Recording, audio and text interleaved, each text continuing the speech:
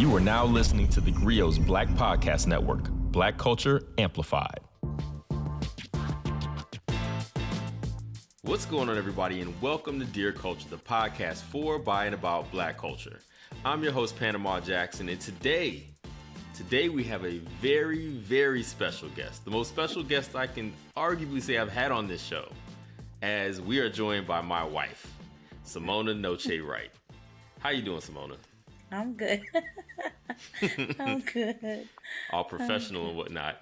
Now, the question is, why is my wife joining us today? Let me answer that. This month, this January 2023 at theGrio, we're doing a month of Africa Amplified. And what that means is we're taking an opportunity at theGrio to amplify stories by, for, and about the diaspora, specifically centering the continent of Africa. So we've had a lot of content on the site, discussions happening where people have been talking about the way they grew up, where they're from, things that are happening in the continent, all that good stuff. Well, it just so happens that my wife happens to be from Ghana. We got a real live Ghanaian here in the house, y'all. Listen. So what that also means is that in our house, we've had all kind of interesting cultural conversations about how we raise our kids, about the entertainment we're interested in, just about things going on in the world. Like, the perspectives are so interesting and so different that it makes for a very interesting household at times. But this isn't about our household necessarily. It's Africa Amplified. It ain't the Panama Jackson household amplified discussion. So I decided to bring my wife on here to have a conversation with her about two things. One, what it's like seeing what seems like the United States kind of come around. I don't know if this is the Wakanda impact or Wakanda effect, but kind of come around on being excited about African ancestry, about going to the continent now, and how that may have differed from prior, and what it's like to see her country in particular kind of have its moment. So we're going to have a good time here talking about the continent today, talking about Ghana.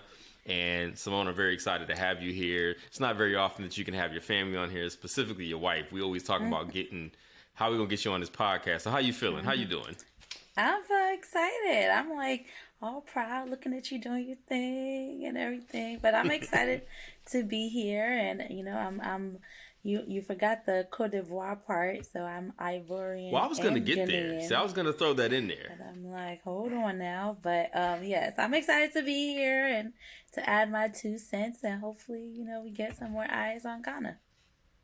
All right. Well, since you decided to go ahead and jump the gun and make sure that I didn't forget Côte d'Ivoire, why don't you tell people a little bit about your own personal backstory, where you were born, where you were raised, when you moved to America, because like many children of Africa, you did move here at a young age. So break us down. Give us your story.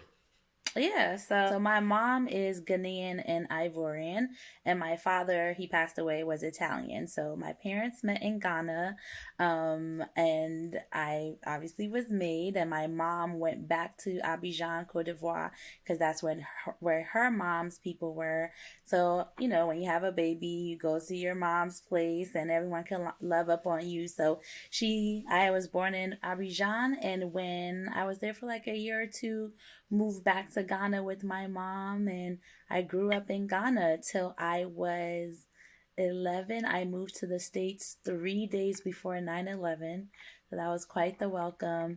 And I moved here because my mom got remarried. So her husband, who is also born and raised in Ghana, had actually been in the States for 20 years. So they met in Ghana, long distance relationship, decided to get married, and I had 2 choices, either to go to boarding school in England or to move here with my mom.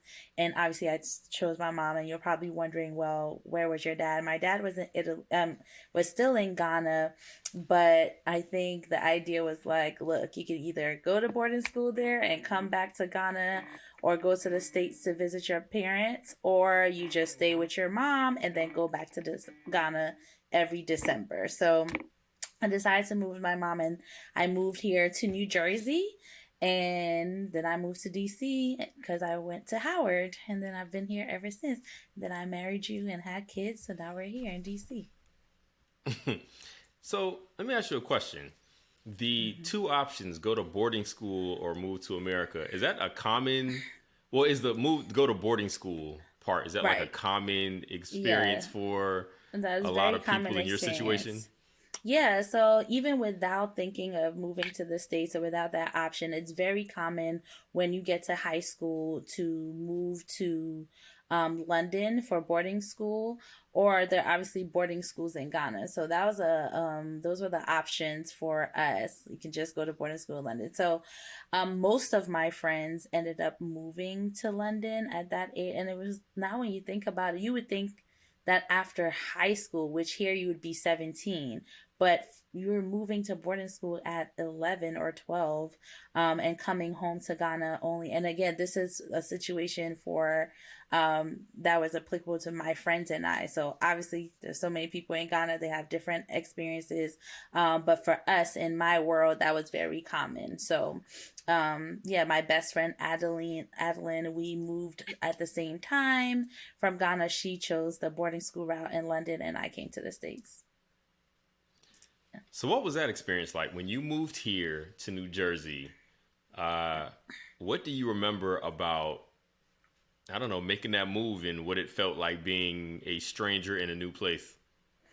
So it's fun because I before I moved to the US, I'd only been here twice, and that's when I believe I was like 5 and 6. So I'd been to New York once, and I think for a few days for holiday, and I'd been to Florida for no, sorry, California. And we went to Disneyland, or is it Disneyland or Disney World? That's in Florida. I think That's in Disneyland's in LA. California. Right. So that was my entire experience. I had come here with my mom, with Adeline and her mom, and that was our experience. So, like during the summer for holiday at Disneyland, right? So to move here I actually moved here without my mom because my mom was pregnant, and when we were scheduled to move, so she stayed in Ghana to have my brother Kojo, but school was starting, so I had to move to the States by myself. And obviously I moved here with my stepdad, so thankfully there was his family around, and they were very welcoming. And I had all these new cousins from my stepfather. But moving here at 11 was definitely um it was a very It's a like culture crazy shock. culture shock for real. I the first thing I remember thinking my first day of school was how folks were so mean. And by mean, I remember asking this girl for a piece of paper, and I would never forget like the why don't you have your own piece of paper and the eye roll. And I remember that day thinking to myself, oh, you have to have tough skin like being here. So that's a memory I would never forget. And these kids my age, and I just felt like everybody was super like snappy, a little tougher. And it wasn't like the nice Ghanaians that I had grown up with. So here's a funny question. Hmm. Did you sound like you do right now when you moved here? No, no, I didn't sound like I did, like I do now. Growing up in Ghana, obviously we would go to England often. So if we had to like switch accents, we would be switching to a British accent. But here, the American accent wasn't one that I was familiar with. So I remember immediately trying to catch the American accent, but I would blend it with the British accent. But after a few weeks, once you're in there, you start picking up things. I'm sure I sounded like I was making fun of the American accent. I was probably pulling from what I thought the American accent was, but after a year, I was good here. So, real funny anecdote from a time when we went to Ghana in 2019 for Year of the Yeah. Return, and Oh one my of your God, best sister. friends, No, uh, God, sister we got Anna. stopped by the police. Yeah, we got stopped by the police, uh, and which is a whole experience in and of itself, getting pulled over by the Yeah. cops in another country. But I remember she tried to pretend like she was an American and she Yeah. put on like that country Texas accent, like, sorry, officer, we're just He- Americans trying to get. And I was like, wow, does everybody right. affect our view of a country Texas accent in order to like imply Americanness? I thought that was very funny. That was Um, funny. yeah, it's still one of the memories that I cherish Yeah, I knew you the were about most to from say being over that. there. I knew you were about to say that. And that's what I was thinking myself too when I said I was probably making fun because I, from that experience, hearing Anna like say that, I was like, is that what I sounded like when I first came here? Obviously, I don't remember, but it definitely required me to quickly um, get into it. Like, because I, again, my mom was back home in Ghana. But you know, I was tough then and I was a resilient kid then. So at that time, I'm like, okay, this is what we're doing. I got to get into it. Like, this is where I live. I have to make friends. I have to understand the culture, get to know the culture, get to know the people. But I missed home terribly. I remember I was trying to use, at that time it was calling cards, so I was asking my stepdad to go get the calling cards where you had to scratch off the number and call back, and you had like 20 minutes or whatever minutes, and I would just be calling my two friends Adlin and Shamet like all the time, and crying and just ready to get back. And at some point it just stopped. At some point I enjoyed my friends here. My first friend Noemi, we're still friends now. She's here in the DMV area, and she really took me under her wing. And my other girlfriend Noelle, and then I was a girl from Jersey. I became quickly a Jersey girl. So we're gonna pivot eventually into the moment that I think is happening now or has been happening in the past few years that I jokingly refer to as the Wakanda effect here. But Mm.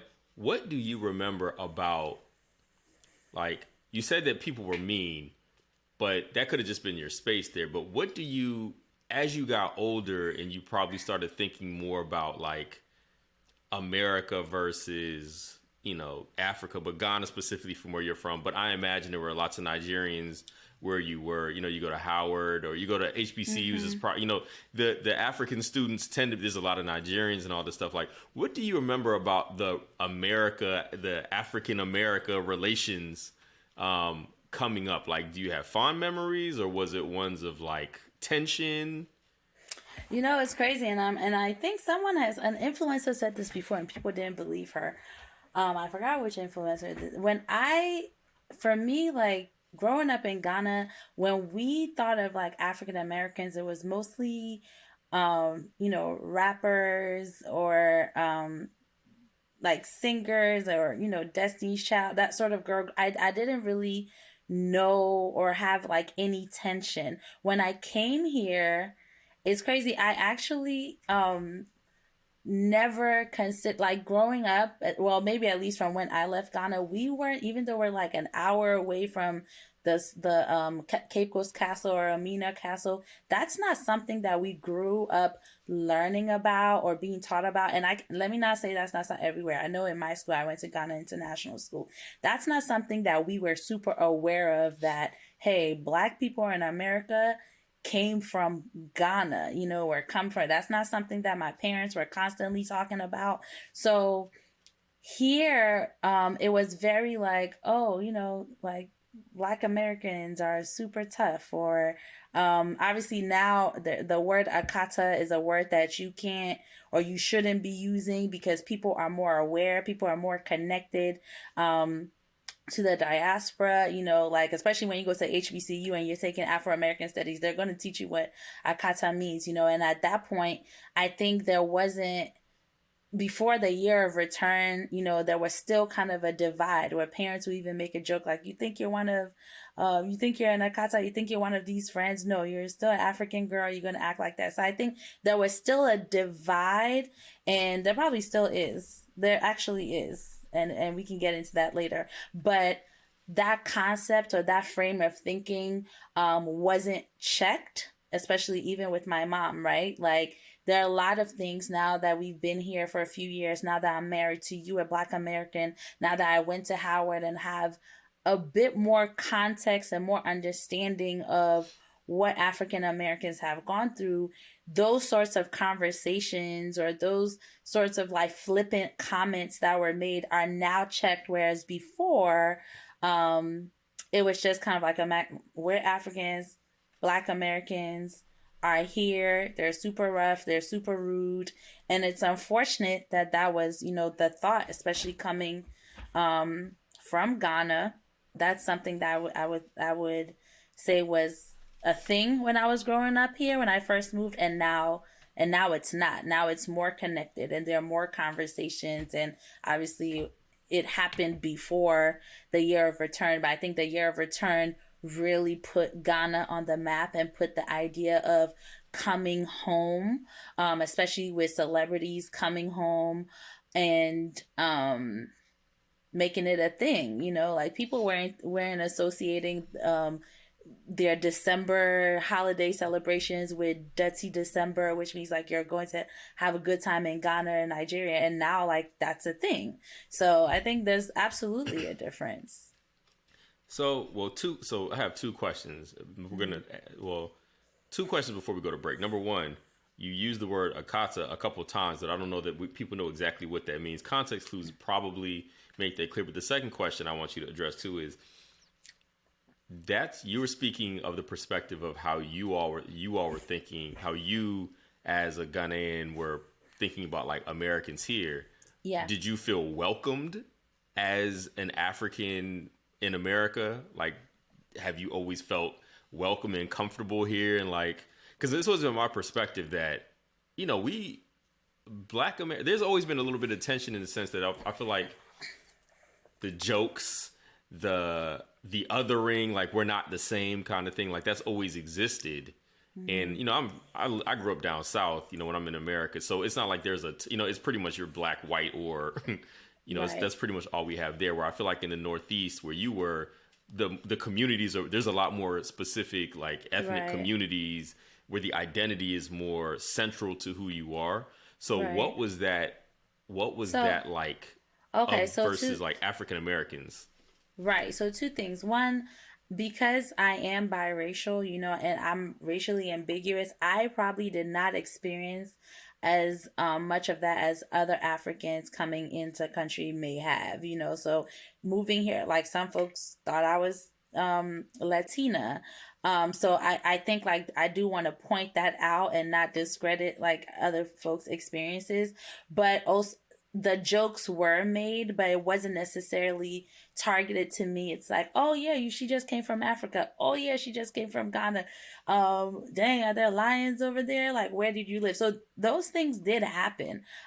Especially because I was straight from Africa. Like, I moved here on a Friday, I started on a Monday. So there were just a lot of things that beyond me even saying I just came from Ghana, beyond my accent, at that age in the States, girls were getting their eyebrows done. Girls were like shaving their legs. And that may seem like, duh.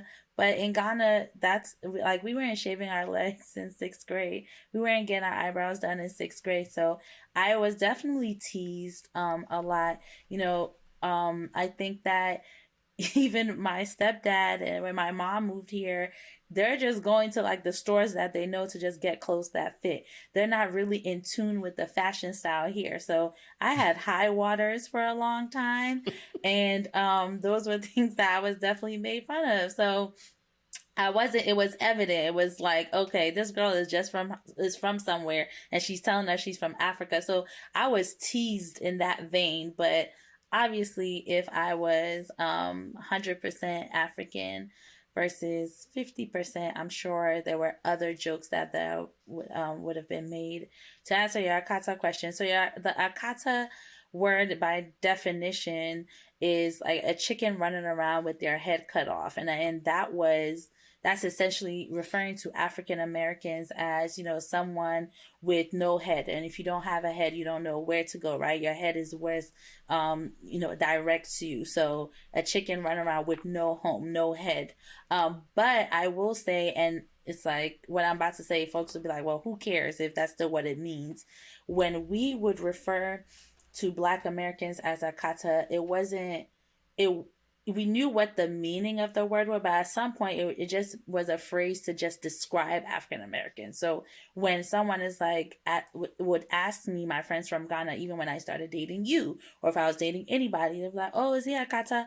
It's just they're just asking like, "Is he African American?" Not necessarily, "Is he somebody with his head who has nowhere to go?" They're just asking. And so at some It point it was just hurts. describing like um or they'll say like, "Oh, is he Oyibo?" Which is, again, like a white person or someone from abroad. So um that's really what it became. But I guess, again, like I said before, I even described it, like, it doesn't really matter because the intent is still the same. And folks have even, and I knew that it didn't matter because one time we were at a family gathering, and I don't think you heard it, but my cousin was like, "Oh, she was saying something." She's like, "Yeah, kata for da, da, da, da." And my mom was like, "Oh no, we don't. You can't say that. Like, they know what it means. Like, don't say that." So it's also trifling, but you know, That's funny. All right, we're going to yeah. take a real quick break here. Africa's being amplified in all kinds of ways now. So we're going to talk more about that when we return here on Dear Culture. Stay tuned. The Grio Black Podcast Network is here, and it's everything you've been waiting for. News, talk, entertainment, sports, and today's issues, all from the Black perspective. Ready for real talk and Black culture amplified? Be inspired. Listen to new and established voices now on the Grio Black Podcast Network. Listen today on the Grio mobile app and tune in everywhere great podcasts are heard. All right, we're back here at Dear Culture. I'm joined today by my wife, Simona Noce Wright, who is talking to us about her experience being a Ghanaian who moved here to America when she was 11, and what that was like, what it was like leaving Ghana to move here, what it was like while she was here as a young person growing up. And I kind of want to talk about, or move a little bit into both the present and I guess the most recent past, so to speak. I've always felt like there was this kind of split or difference between like Africans and like Black Americans. Like there was a split, right? Then the year of return. Well, actually, what really happened was Black Panther hits, and all of a sudden, every Black person is over here going to the movie theater dressed in their finest dashiki gear, the finest kente they've ever seen. Like everybody is making an effort, which has got to be somewhat confusing to a lot of people who have felt belittled or ridiculed of African descent for a long time. Like, wait a minute, y'all was clowning us. And all of a sudden, everybody's trying to be us. There's been a huge influx of people doing like ancestry, DNA testing to try to find out where they come from. There's all this very renewed interest in like the motherland, so to speak. And that culminates in both, Black Panther comes out in 2018, but 2019, Ghana smartly, one of the most brilliant marketing ploys in all time, comes up with this Year of Return initiative, which kind of beckons Black Americans and people from the Black diaspora to come back to Ghana, to come to Accra and basically come revisit, retake your homeland. And it was like a hugely popular initiative, it seems like. All of a sudden everybody's talking about Ghana and going to Accra. And like now, then the pandemic hits and of course it slows down, but it seems to have picked right back up. What has that been like, kind of seeing the, not just renewed, but like significant interest in Ghana and in this return to like the homeland that, it's kind of permeating. Like everybody, I guess I can't say everybody, but it seems to be a significant number of people seem really interested in both visiting Africa as a first choice destination now, as opposed to going to, the Santorinis and all these other places. People are like, yo, let's go to South Africa. Let's go to Ghana specifically. Let's go to Senegal. Let's go to these places. Like, what's that been like for you?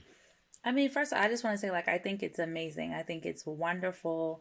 I am proud, that Ghana is on the map, and so many countries in Africa have just as amazing and beautiful places and resorts to visit just as you would go to, Italy or Greece or anywhere of the islands. I think it's dope that the more people are going there, the more people are exposing the beauty of these African countries. So I love that. It's a win-win for everyone. Folks coming in are enjoying themselves, and obviously these countries are making a lot of money through tourism. I think with the year of return, I am very it came out of nowhere, right? Like you've always had people that would, especially African Americans, that at some point of their life would come to Ghana or go to South Africa and just have this heart to move, right? But it wasn't it hasn't been like this. So you're right. Maybe it did come from Black Panther, and absolutely, like a lot of my Ghanaian friends or Nigerian friends who grew up here, were born here, definitely always say, look, they were making fun of us. They were calling us African booty scratcher, calling us we're too dark skinned, and now all of a sudden Black Panther comes and you're running to Ancestry DNA and trying to figure out where you're from, trying to wear your dashiki or go and get your kente made or whatever it is to come. But either way, the point is like we need to be together and we're here. I do think, and specifically from a Ghanaian point of view, like I love that like people are coming to Ghana. I love that folks are coming and seeing just how enjoyable Ghana is, the beauty of our people. I love that people, Blacks are coming to Ghana and being like having that moment of like, oh wow, everybody is brown, and that's something that you said you experienced, and a few friends have said, like, dang, there's really no, I mean, obviously there's white people, but even the white people there at some point become Ghanaian, like my dad. So I love that people are feeling. I do think I would say like when we went for our honeymoon, but also for you to visit my family and also for the year of return, it was a beautiful experience, but it was definitely a stressful experience because I was looking at it from your perspective, learning from an African American's perspective of what this trip meant to them. And then I was looking at it also from the lenses of Ghanaians who, my family, my cousins, my friends who were all very supportive, all excited for, you to come or African Americans to be there. But there were definitely some flippant comments that were made like, all these people are here and look at the traffic. They need to just go back home, or, oh God, look at them trying to figure out where they're from, or just making fun of a lot of, not even just making fun, well, yes, making fun and making some very rude comments about slavery, some very flippant comments. And if, for me, I was like that, even if not a lot of, obviously everyone isn't hearing these comments that I made, the fact that this is even a thought in people's minds, and those people being some of my friends, it was very interesting to witness. But I think it's been amazing. This year folks flooded Ghana again, like, and I love it. I love that people are now, spending their year hustling in America, and then they're like, look, it's December time, it's the holidays, we are going straight to Ghana, we're partying all day. Ghana is not a real place. I love it. Like, I love it for everybody. It brings the country money, and it gives people a good time.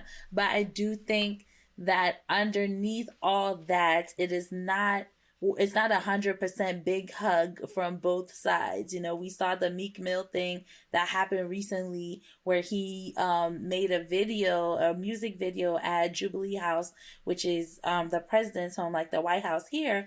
And immediately, like, it was almost as if Dirty December didn't happen. There was this divide that was honestly so shocking. I had no words, and I had no words because it was shocking, but then it also was not. It was like, this is truly how everyone feels inside. You had all these African Americans who were like, these Africans don't like us anyway.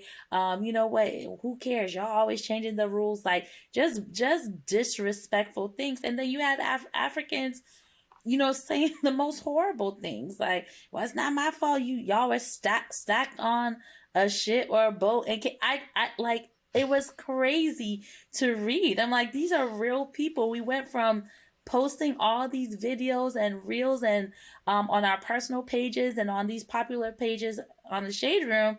And then this happens and it's like, oh no, this is how we truly feel. And outside of the shock, beyond the shock, and it was truly sad. It was like, oh, this is really, it was sad. So I don't know. I think it's a good time, and we will continue to have that good time. And eventually it brings us closer, and we start to have conversations within our networks and amongst our networks and our friends to really get to the bottom of what this beef is, or maybe it's something that would never be fixed. But whether or not it's fixed or not fixed, you guys should still come to Ghana, have a good time, and then everybody go home. Yeah, I mean, I think what this happens naturally, right? Like a bunch of people from another country who are going somewhere, and like when I went over there, it was very moving. It was a very emotional experience for me because we got to go, like, as somebody who does not know where my family was from, I'm sitting here thinking my family could be from here. This literally could be it. Like, I'm looking into we're at parties at like 2:00 in the morning, and I'm staring off into the ocean, thinking about, the transatlantic slave trade. Like, man, like, what if this could have been the beach my family was on before they, this is the other side. You know what I mean? And it was very moving. But what I also think everybody coming over, lots of people coming over now exposes is just that those divides do still exist, right? So everybody's happy when everybody's making money and there's money coming in, but it's a ton of people, so it's more traffic. And then you get those slight incidents that, kind of prove that, oh, we ain't the same people.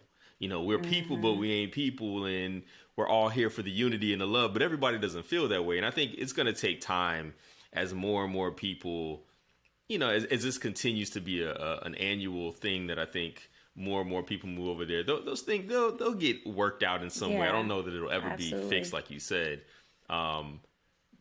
or be ever kumbaya necessarily. Like we are still culturally two different people, even if we have shared ancestry and all these other things. Like,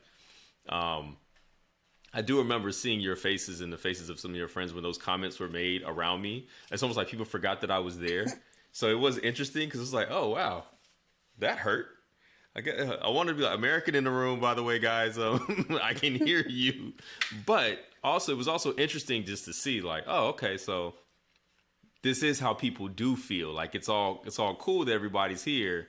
But, and I don't think there was nothing malicious necessarily, just so much as flippant, maybe on occasion, whatever. But it was interesting to see.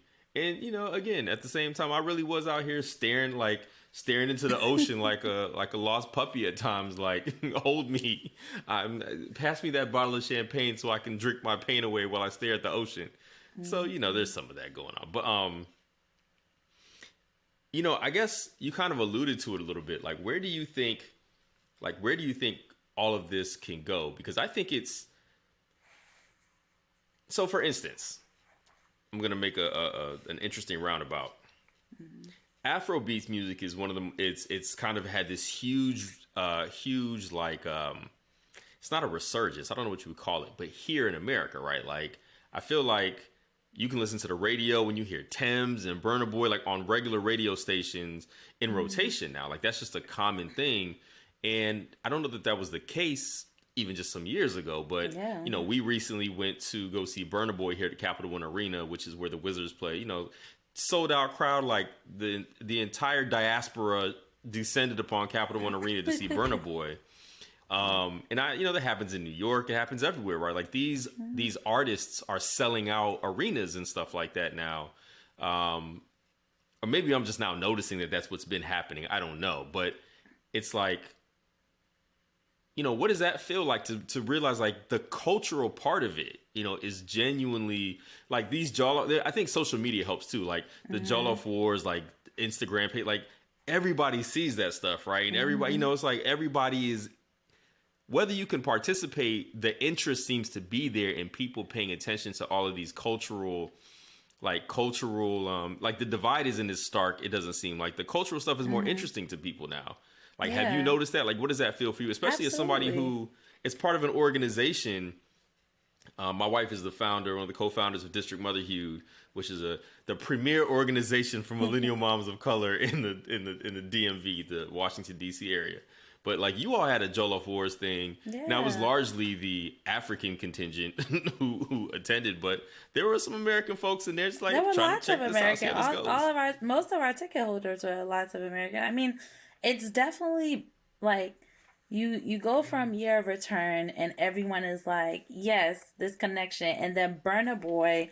I was incredible. Like, I enjoyed the concert, but I think I enjoyed it more because I just kept on thinking to myself, oh my God, this is a sold out concert from the African giant. Like, and yeah, there may have been mostly Africans there, but it was still so many Americans. But the fact that this was happening, like Afrobeats is on the map, you know, like Afrobeats is like, folks know the lyrics and they know who Burna Boy is, they know who Wizkid is, you know, this is on the radio. I remember the name of the song is it's slipping my mind, but I remember driving, this was like 2018 or 2017, and I was driving, I was listening to the radio, and an Afrobeat song came on, and I had to double check. I did to check if it was on my Spotify, and it was on the radio. And I was so shocked that I'm like, wait, 93.9 got this Afrobeats song like just playing,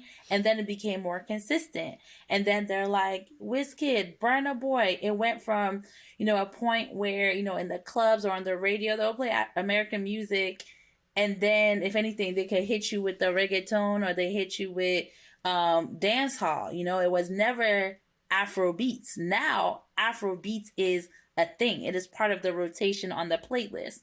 Now, you know, one of the local radio stations now on Sunday, they only play Afrobeats, and they talk about the history of Afrobeats and the stories behind the Afrobeats musicians. So it's definitely changed. It's definitely noticeable. Even the Jollof Wars thing, that beef between Nigeria and Ghana, you know, now has become everybody's like beef. You know, even if they can't participate, folks will even talk about Jollof and be like, "Oh no, I heard Nigeria Jollof. Is this a war? Is this a beef?" You know, like people they're selling Jollof War seasoning at Trader Joe's, like, you know, which is crazy, you know. But I think that. Like you said, you know, with all the, as more time goes on and as more of these different cultural, experiences and, you know, merging itself together, I think our like, we will start to become more connected. We will, I don't know, like, I just think but it's absolutely noticeable. Like, you can't say that 5-6 years ago, like, this was just normal where Afrobeats was, and maybe 8 years, maybe 5-6 years ago. But yeah, no, because there was a song that was such a popular hit. I think it was 2018. So it was definitely recent. But now you have Jollof Wars happening all over the country. You have Afrobeats parties happening. So, and it's not just for the African community. Everyone is invited. So I'm enjoying that. And I'm enjoying that that's a thing. Even the sponge that we use, like in Ghana, which, you know, sapon, now it's like a thing. You know what I'm talking about, obviously. Yeah. But now sapon is sold at Nordstrom, you know, and this past year it's been on the TikTok reels, and all these beauty influencers are talking about it, which is funny to me because I'm like, what? This is news to you? This is what we've been doing. But, you know, you have to give grace, and you have to, is it annoying sometimes to know that this is like $1 back home, and now you're selling this for $20 at Nordstrom and you're repackaging it? Absolutely. It's very annoying. But I think, you know, what we've been doing in Ghana, in Nigeria, and all these African countries, because of these African influencers or musicians, we're bringing our culture here. But on that same note, I really do hope that at some point all these visits from African Americans, like that idea is returned. There is so much that we in Ghana have to learn from African Americans here, like, and I'm not talking about personality or behavior, but there's so many people doing dope, amazing things that can only improve the way we do things in Ghana, the way we produce events in Ghana, the way hospitality, like, so I really hope that at some point we are we are open to learning from African Americans and giving space to African Americans to shine in Ghana through collaborations. I really hope that one day I can take District Mother Hughes, the Mom Prince, back to Ghana, and start bridging that gap so that we can have the same conversations we're having here on postpartum care and gentle parenting. I'm hoping that we can make this a cross-cultural conversation. So, and that can apply through all the different fields and interests. So I think it's a good thing. We have a lot to learn and we have a long way to go. So the initiative that we're doing here at theGrio, which is Africa Amplified, that's why I wanted to have this conversation with you, which I think has been a really good one. But the idea of Africa Amplified, what I'm going to ask is kind of a ridiculous question because I feel like it's just kind of obvious, but kind of as putting a cap on the convo, like, why do you think it's important to amplify Africa for the betterment of the world, so to speak? It's important to amplify Africa because we have a lot to give. If you are going to amplify other countries based on luxury or what their vacation offerings are, if you're going to pour that money and time to amplify these other countries when Africa is this beautiful gold mine with all these people where there's lots of resources in Africa, but there are so many entrepreneurs and places and businesses and ideas who are not thriving yet due to lack of resources. So it's important to amplify, to show what the country has to give, and so that we can start to bring more money and bring more people and bring more brilliant minds to the different African countries so that we can continue to thrive. I would love, so that we can also take away of all these like jokes and myths of people living in huts and living with animals and just, lions or whatever. Like, we want to be able to show the truth about Africa and how fun it is, but also it's not always fun. It's not always luxurious. There are a lot of people that do have a lot of need and a lot of improvement that's needed. So if we can get those resources from our brothers and sisters in the States, that's helpful, So I'm glad that people are putting Ghana on the map. I hope that this remains a thing. Everybody likes to, what was that? At some point, everybody was going to Tulum. We got to make sure everybody's going to Ghana every December. It just should be part of our travel plans. Yeah, I think I told you that if not for the pandemic, I thought Accra was basically going to become the new Miami, where everybody was, and I know Miami's just kind of, basic, whatever, but just like, it's just an immediate, if you can't think of where to go, man, let's just go to Miami. Well, let's just go to Accra. Like, it really had that feel for me while we were there. It was so much, I couldn't even hang. I was like, I can't do this. Like, I'm tired. And there was so much that I am even learning now from people's travels to Ghana, like places that I've never heard of or been, so we have, there's just a lot to see and a lot to do. There's space for businesses to blow up. Folks here are trying to be entrepreneurs and, it's crowded. The idea is here. You can take that idea back to Ghana or wherever you want to go, Nigeria, Kenya, Tanzania, whatever, and start building up these continue to build up, because there are entrepreneurs in Ghana and these countries already doing the work. So if you can bring your ideas there, that would be great. And, ultimately, I think if there's any reason why I think Africa needs to be amplified, it's just so that everybody can finally fully appreciate the joy and nonsense that are Nollywood films.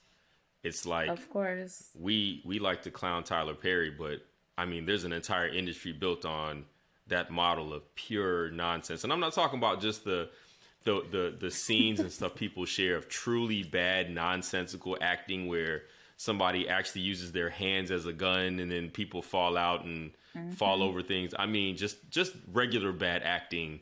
That's also where there's always a wedding. There's always a random white woman. There's always a witch. This so entertaining. We're going to take one more break. When we come back, we're going to do some of my favorite segments here on Dear Culture, which is our Black Fashions and our Black Recommendations, so we can find out what you want to personally amplify. So stay tuned here on Dear Culture.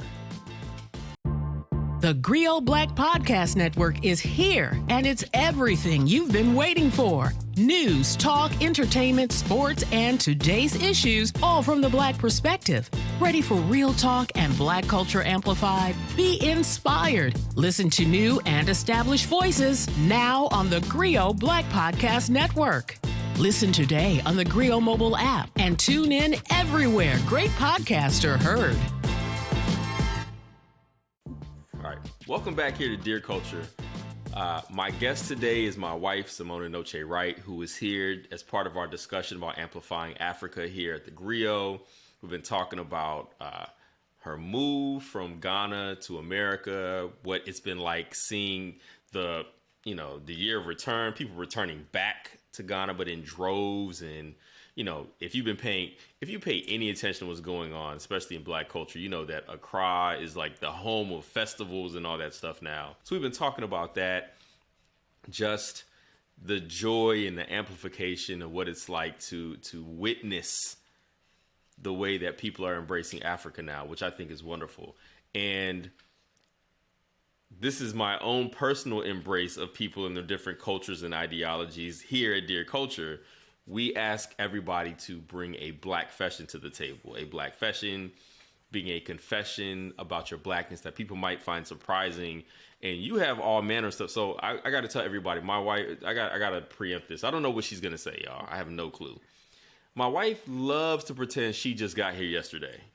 Like, we'll be in the middle of a huge argument, discussion with a bunch of people, and she don't know about something. She'll be like, I'm not from here. Like, straight off the boat. Like, she literally got here yesterday. That's how she likes to pretend. Meanwhile, she be knowing B-sides and rare cuts off of albums and songs by people that I'm like, why do you know this song? Though oddly, she didn't bring up Lionel Richie one time, which I thought was odd because it seems like if Lionel Richie just toured Ghana, he'd be a billionaire because everybody loves Lionel Richie in Ghana from my experience. So anyway, a Black fashion. My wife, my love, my dear, do you have a Black fashion? Yes, I think my Black fashion is I have never seen the color purple from start to finish. The first time I really saw the color purple was when I just saw the play, like last month, but I've never actually seen the movie. Now, you said from start to finish, but have you seen it at all? It's been on, and I'm like, oh, let me sit down, check it, and then I'll watch like 10 minutes and then go somewhere. Like, I haven't actually seen it, so there's like, references and jokes or, lines that people will finish, and I don't know. Not only that, she had people thinking she's seen it, because when she went to go see The Color Purple to play, I got a text from one of your homies like, your wife just sold me out. She had me looking like, one of our friends was like, she got me looking like the only one who hasn't seen that movie. Like, you got real silent. Terrible. Okay. You haven't seen The Color Purple. I feel like that's on me. Like, I feel like whatever Black fashion you bring to the table. Like, I've seen it. The reason why I left her hanging is because, has it been on? Have I seen parts? I've seen that part, but have I sat down and watched? No, my first time was like watching the play. And I was like, oh, this is good. Now I see why okay. I should watch it again to understand more, get more context. Yeah, Yeah. All right. Well, we're gonna have to make sure at some point that you see The Color Purple. I haven't seen the play, so I imagine the play's got to be pretty close in nature to it. But ain't nothing like watching the movie with Whoopi and Danny Glover. You just got to see it, Mister, and seeing good old Suge Avery do that march when she's "I's married now." I think you got to see the movie version of that. Mm-hmm. Well, in order to counteract the typical shame that people bring to the table with their Black fashions, we also ask people to bring a Blackmendation to the table. Blackmendation being a recommendation about something for, by, and about Black people, Black culture, or whatever, what have you. Do you have a Blackmendation? Well, my Black recommendation would be my organization, District Motherhood. District Motherhood exists to serve Black moms. We are also the creators of the first full-day conference for Black moms in the country, the Momference. So that would be my recommendation if you are a mom, a bonus mom, an adopted mom. The Momference is it for you. It is a weekend where you get to escape and join with other Black moms for some fun, for some sessions, for some self-care, and it's really a good time. And when we talk about conference, we're not talking about sitting in a room with gray walls. It is an entire experience. So this year, the Momference is May 19th to the 21st, and 600 moms from across the country are coming down. So yeah, that would be my Black recommendation. Is that what it is? Black recommendation. Yeah, Black recommendation. Well, thank you for that Black recommendation. I agree. District Motherhood is an amazing organization. My joking tagline was keeping husbands from their wives since 2016. Keeping wives from their husbands. These women is a part of district, keeping wives from their husbands. Yeah, one way or the other. These women do tremendous and amazing things in the community, and they also enjoy themselves to no end. In that same community, they be out there. They outside. As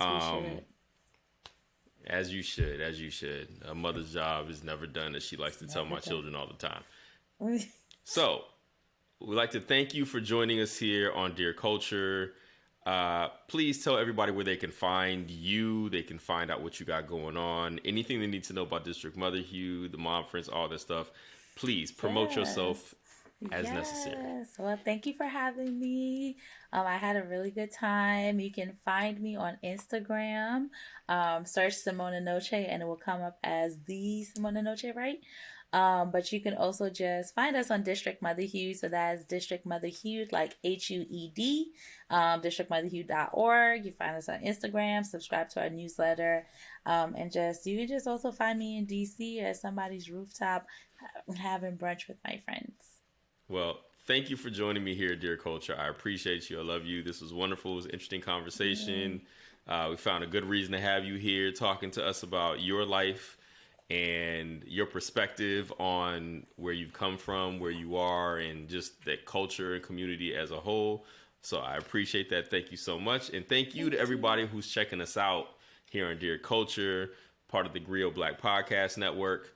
Africa Amplified is the initiative all January here. So make sure you check out the website where you can read articles, you can see video. You can just be a part of discussions about amplifying Africa, the continent, but also specific countries. I mean, listen, you might find this surprising, but Africa is not a country.